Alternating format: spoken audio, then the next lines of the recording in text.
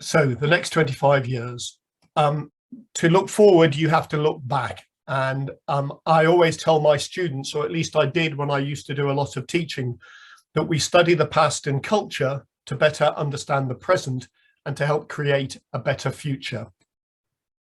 And the international community responded with the reaction to the devastation of the Second World War with an intergovernmental conference on the protection of cultural property, which came up with the 1954 Hague Convention and the what was at that point called the Blue and White Shield. And in 1955, one of the members of the ICRC who had been part of that conference wrote, and this is R.J. Willem, in the future, the Red Cross should no longer be alone, and I emphasize, in its campaign against indiscriminate methods of warfare. In any case, it should be able to count amongst its most faithful allies all those who worked to establish the Convention for the Protection of Cultural Property, and all those who consider it to be a valuable acquisition. May all of the efforts pursued both under the Red Cross and under the Blue and White Shield be mutually upheld in order that the aim in view may be more easily obtained. Now, at some point, that idea was encapsulated in a phrase that the Blue Shield should become the cultural equivalent of the ICRC. We've not managed to find the first time that's been used, but it's a job for retirement to go through the archives and find that. Then in 1996, it took a number of years before the idea of the Blue and White Shield being an entity actually came to fruition, which, as we've heard, with the founding 4 organizations. And that was in anticipation, of course, of the reaction to the destruction in the former Yugoslavia, which was the 1999 Second Protocol, which introduced in particular criminal liability and enhanced protection. But why is the Blue Shield important, and why is cultural property important? Well, critically, of course, if you go back to Heinrich Heine's play in 1821, where they burn books, they will in the end burn people too. And the image, of course, is of a bonfire of books in Nazi Germany in the 1930s, in which some of Heine's own books were burned.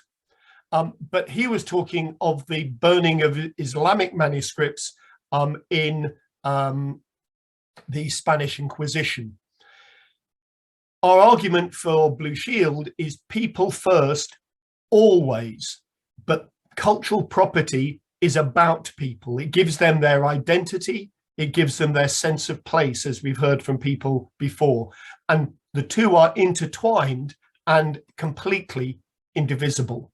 And I know most of us know this, but let me just re-emphasize that why is cultural property protection important? Cultural property provides the tangible and the intangible link to the past that helps provide both individuals and communities, and therefore wider society, with a sense of place, a sense of identity, a sense of belonging, giving people a reason and an ability to live.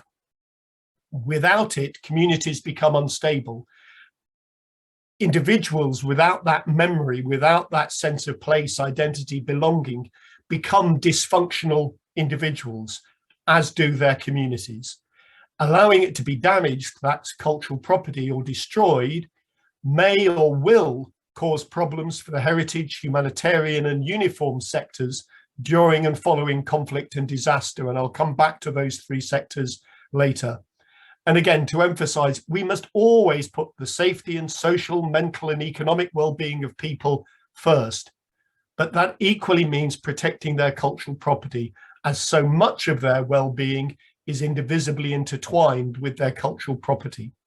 And to show that intertwined nature, I sometimes show a slide of an appalling situation in the former Yugoslavia. I've chosen not to show it today, But the slide shows a mass grave.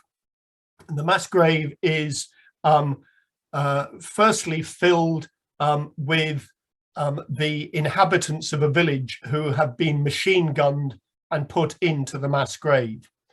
But the grave is then not filled with the material that was excavated from the grave, but is filled with the rubble of those individuals' mosque. Their mosque was destroyed and taken down, as an archaeologist, I would say, to natural, so that there was no indication that a mosque or any building had been there before. And the community, the people, buried with their cultural property, their mosque. You cannot get any clearer understanding of that relationship than that. And unfortunately, there were more than one examples of that happening. So the Blue Shield in 2021 is an international NGO established under Dutch law, dedicated to the protection of heritage from conflicts and disasters. Crucially, it is independent and neutral. It comprises, as we've heard, the founding 4 heritage organizations, and at the moment, I think it's 27 national committees. And together, those founding 4 and the national committees elect an international board. And with that international board, a small secretariat, currently funded by Newcastle, as we've heard, is together called Blue Shield International. And we have that distinction, which I hope will become clear in the next few slides, and the importance of that distinction between Blue Shield internationally and nationally. So our primary context now, and I would argue for the next 25 years, is and will remain the 54 Hague Convention and its protocols. However, that is underpinned and broadened by wider international law, international humanitarian law, human rights law, criminal law, and the UN and UNESCO strategic agendas. So, for example, UN Security Council resolutions, and in particular 2347, and the UNESCO's cultural conventions. And also we're conscious of the sustainable development goals, and, for example, things like the Sendai framework for disaster risk reduction. Critically, we see CPP as a multi-sector responsibility and opportunity. It cannot just be done by heritage people. And there you have on our ex-colleague Paul Fox working with NATO colleagues on a NATO exercise. So again, for the next 25 years, yes, based on the 54 Hague Convention, but with an expanded vision. And I think many of the founding 4 touched on that expanded vision in their presentations earlier. So we're committed to the protection of the world's cultural property, and we're concerned with the protection of cultural and natural heritage. Many parts of the world would say there is no such distinction. We're involved in tangible and intangible heritage in the event of armed conflict, natural or human-made disaster. And following the conversation we had earlier, of course, one of the biggest human-made disasters, if not the biggest ever human-made disaster, is climate change. And that is critical to our work and will be for the next 25 years. But put another way, a next 25-year vision is that we are committed to the development and maintenance of healthy, peaceful, secure, sustainable communities. And that's a point I'll come back to, because I think it's a point that we have in common with many others. So we can't do that, as I've said, just as the heritage sector, just doing it on our own. We need to work in peacetime, as we've just mentioned, after the work from the Beirut blast, and during and post-conflict with, as Michael de la Cruz's presentation went through, that 4-tier approach, the 4 times that we need to interact as much as possible. And we need to do that with the uniform sector. And by that, I mean not only the armed forces, but police, customs, the emergency services, the humanitarian sector, and of course, the heritage sector. But we also need to understand the political, legal, and media environments in which this work has to take place. And we now have formal partnerships with, for example, the International Committee of the Red Cross, NATO, UNIFIL, and in process, UNESCO. Those three different sectors, heritage, humanitarian, and uniformed, have different starting points, but I think we have the same goal. And that goal, to reiterate, the development and maintenance of healthy, peaceful, secure, sustainable communities. So we start in different places, but the goal, the end goal, is the same. For the uniformed and humanitarian sectors in particular, perhaps, cultural property protection can provide a key contribution to their work, or it can be omitted and become a serious threat or risk. But to work together, one of the things that took me many years to work out is that we have to learn each other's languages. And just as an example of that, with thanks to Lieutenant Colonel Tim Purbrick, who, as you saw earlier, as one of the examples of a blue shield on his arm, is why CPP is important for armed force deployment. So firstly, Tim says it's a responsibility. That's easy. It's a legal responsibility. But then critically, it's an opportunity to support mission success. It improves mission legitimacy, increases influence, improves reputation, improves force protection and human intelligence. It improves cultural understanding, prevents threat financing, facilitates post-conflict stabilization, reconstruction and recovery, and in brackets there, which means that the military can go home more quickly.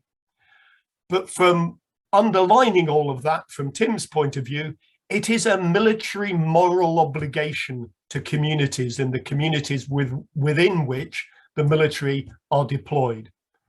And critically, from Tim's point of view, failure to plan for CPP can lead to the alienation of the local population and the undermining of force credibility. So that's just one aspect of why CPP is important for the armed forces. But again, we've just had a really good example of this with Beirut. If we're to protect cultural property during war or following disaster, we must prepare in peacetime. We must build those connections and those partnerships. We must identify the important cultural property. We must educate civilians, the heritage, humanitarian and uniform sectors in CPP.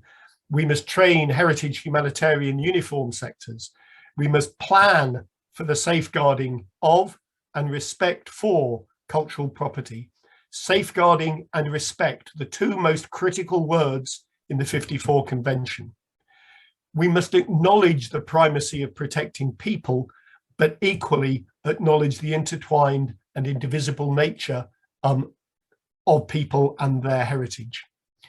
So I see the Blue Shield for the next 25 years being in many ways a triangle, with the 3 points of the triangle being the heritage sector, the humanitarian sector, and the uniform sector. And as put to me by a US military colleague a few months ago now, the space within the triangle is the safe space created by the Blue Shield, where there are no stupid questions from any of those sectors, where we all come from our different starting points, but with our common end goal, those secure, stable, safe, peaceful communities. But we can't do that in isolation. And so we have to put that Blue Shield triangle of activity within the context of the political situation, the legal situation, the media situation, and have we been taught how to use social media by some of those that are normally described as terrorist organizations. But then at the bottom, the reason we do all of this, the communities.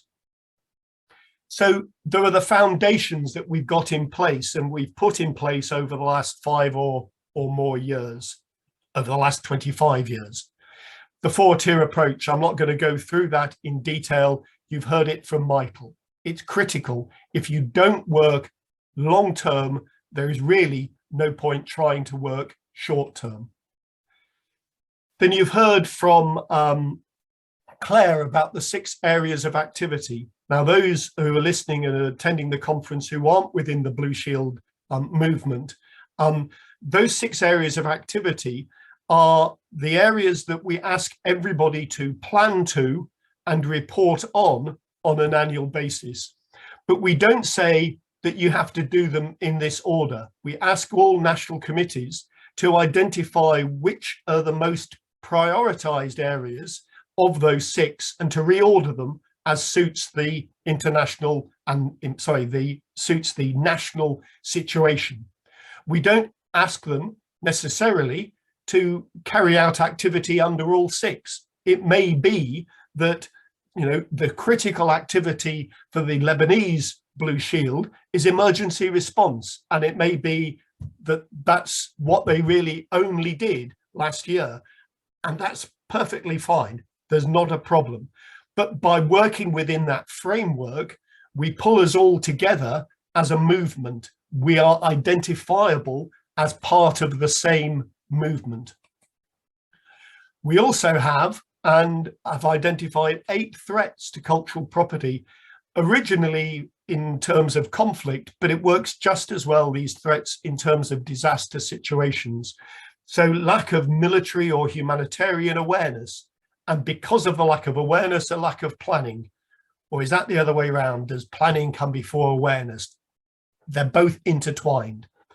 I'm not going to read them all out there. You can see them on the screen, but it's crucial again that we need to understand what the threats are and try and mitigate them by good planning, by raising the level of awareness, by identifying the other threats and mitigating them. Because with long-term peacetime activity, we can significantly reduce those threats and stop them turning into real risks. So some of our current work is building the capacity of national committees, and we just finished a training program, the first of 3 parts of a major training program. We are working, just as an example, with NATO on a template for better and more specialized CPP information, so that we can replicate the success that you see in the slide there, where the NATO air campaign in Libya, a targeteer identified, sitting in an airfield in the Netherlands, identified 6 vehicles in a derelict building. And those vehicles were vehicles placed there and had been for some time by forces loyal to President Gaddafi.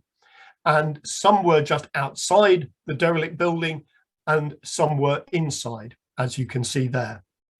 The targeteer had identified a weapon to destroy all 6 of those individual vehicles and the derelict building.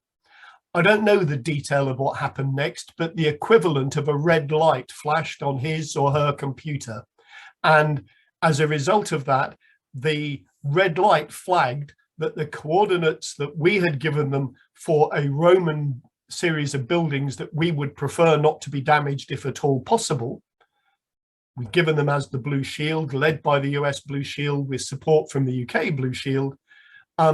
The military decision went up the hierarchy, and instead of using one large bomb to destroy all 6 vehicles and what had been identified as a derelict building, they used 6 precision weapons, and you can see the tangled mass of metal in front of the building, where all of the other 5 look in a very similar way. So there is good work, good partnership between Blue Shield and NATO there, but we want to build that better. We want to get that better, and so working on that template. We're working with NATO to develop exercise input, and with others, not only NATO. So Michael de la Cruz had to leave because he is at the moment in a planning meeting with the United States military and the Honduran military in terms of an exercise which will be taking place later in, or next year in 2022. We're developing generic training materials, as you heard in Michael's presentation, and a course run at the UN Peacekeeping School in Ireland for peacekeeping missions. And we're working closely with, or beginning to work closely with, the humanitarian sector. One of the first things that, the last things that we did before COVID lockdown was sign an MOU with the International Committee of the Red Cross, and I hope that we will be back working closely with the ICRC in the forthcoming months. So that's just some of the stuff that we're doing. What do we want to do? What do I see as the next 25 years? Well, firstly, we need to build on all of those foundations. We have got something that shows an international movement made up of an international organization and national elements of that. We can't expect every national committee to be fully independent of its national situation. So we expect national committees to work with their national military. They can't be completely neutral in that respect. So we have to have that distinction between the international organization, which is independent and neutral, and those national committees that will work closely, trying to mitigate any damage done by their national armed forces and working with national humanitarian agencies and the such. So that's the first thing, to build on those foundations. Secondly, we need a funded central team that has a longer lifespan than the funding that Newcastle University has been able to so far put into the support of the Blue Shield. And again, I thank the university for doing that. I don't see why in the next 25 years, because we've got that foundation, because we've got a system that works now, especially if we have a central team, that we can't have 100 national committees, and moving towards the same number of who have actually ratified the 54 Convention and other critical international conventions. We want to be working far more closely with partners internationally and of course nationally, but the UN, for example, its constituent parts, with the Sphere standards for humanitarian action, all of those sorts of things. And a critical name that we should mention here with all of our work with the humanitarian work is not only colleagues within the ICRC, now becoming to be too numerous to mention, but also somebody who has given us a lot of time pro bono, a humanitarian consultant, Jennifer Price-Jones. So great thanks to Jennifer for all of that work and helping build those connections. We don't want to be a European organization. We're not already, but we want to make that far more explicit by working with partners at a much wider regional level. The African Union, organizations in Asia and the Pacific, in South America, globally. We need to become the global organization trusted by everybody as the independent, neutral, and standard-setting organization in terms of CPP. And we need to have established in the next 25 years, I hope within the next 5 years, with partners, that CPP and armed conflict and following disasters is the norm. It's not something that comes as a surprise. It's something that we need to have there as a basis. Because critically, in going back to that article for 1955 from the ICRC, what we are doing with all of this work, and even though it sounds implausible as a task, it's critical that we keep it in mind. What we are doing is trying to take real steps to mitigate and significantly reduce indiscriminate methods of warfare. That, at bottom line, is what we and the ICRC are about, and why we should become and need to become equivalent organizations. And there we are in Geneva with colleagues from the ICRC Jennifer there on the right, Karl Habsburg in the middle, who was then still president, and Yves Dacour there. And you'll see the lady in the middle, so I'll not surprise, or I'll leave the surprise until tomorrow, but you'll see her tomorrow. And we'll work together with the ICRC to develop that mutual cooperation, collaboration, and working to help make war a better place, if only we could get rid of it entirely. Thank you very much.